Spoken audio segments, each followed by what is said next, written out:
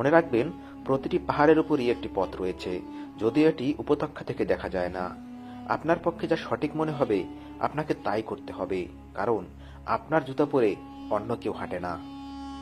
আপনি যখন আপনার সমস্যার দিকে তাকাবেন তখন শুধু সমস্যাটাই দেখতে পাবেন।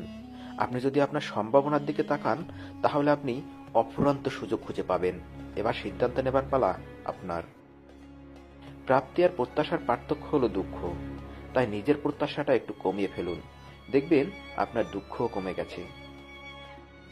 যদি সীতার মতো স্ত্রী চান তাহলে আগে নিজের ব্যক্তিত্বটা রামের মতো করুন। সম্পর্ক একটা পাখির মতো, আপনি যদি তাকে খুব শক্ত করে ধরেন তাহলে সে চেপে মরে যাবে, আর যদি খুব হালকা করে ধরেন তাহলে সে উড়ে যাবে। কিন্তু যদি খুব যত্নের সহকারে ধরেন তবে সে থেকে যাবে। জেনে রাখুন, পৃথিবীর সবচেয়ে বড় বড় অপরাধগুলো সংগঠিত হয় কলম দিয়ে, অথচ মানুষ গালি দেয় অস্ত্রকে। যোগ্য পুত্র মানেই ভালো পুত্র না, সকল ভালো পুত্রই যোগ্য পুত্র। খারাপ কেউ জন্মগতভাবে হয় না, খারাপ তো বানায় আশেপাশের পরিস্থিতি। কেউ দুঃখ দিলে তাকে দুঃখ দিও না, মুচকি হেসে জানিয়ে দাও তুমি অনেক বেশি সহনশীল। অর্থ উপার্জনের জন্য শিক্ষিত হওয়ার প্রয়োজন হয় না, শিক্ষিত হতে হয় নিজের ব্যক্তিত্ব গঠনের জন্য।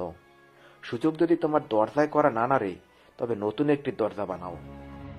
মানুষকে ঠকাতে যাদের বুক কাঁপে, বিবেকে বাদে, তাদের জীবনে কখনো সুখ হয় না, দুঃখই সারা জীবন তাদের আড়াল করে রাখে। আপনি যখন উপরের দিকে উঠতে থাকবেন তখন চারদিক থেকে আপনার কাছের মানুষগুলো দূরে সরে যাবে। আবার যখন আপনি শীর্ষে পৌঁছে যাবেন তখন চারদিক থেকে সবাই আপনার বন্ধু হতে থাকবে। ঘরের মধ্যে তুমি যত ইচ্ছে কাঁদো, কিন্তু দরজা সবসময় হাসি মুখে খুলবে, কারণ যদি কেউ দেখে নেয় তুমি ভেঙে পড়েছো তবে সে তোমায় আরো ভেঙে দিয়ে যাবে। অচেনা মানুষকে মন আর বাচ্চাদেরকে ফোন কখনো দেবেন না, তাহলে দুজনেই গেম খেলতে শুরু করবে। খারাপ ব্যক্তির সাথে বন্ধুত্ব ও শত্রুতা কোনোটাই করা উচিত না, কারণ কয়লা গরম হলে হাত পুড়িয়ে দেয়, আর শীতল হলে হাতে কালি লাগিয়ে দেয়।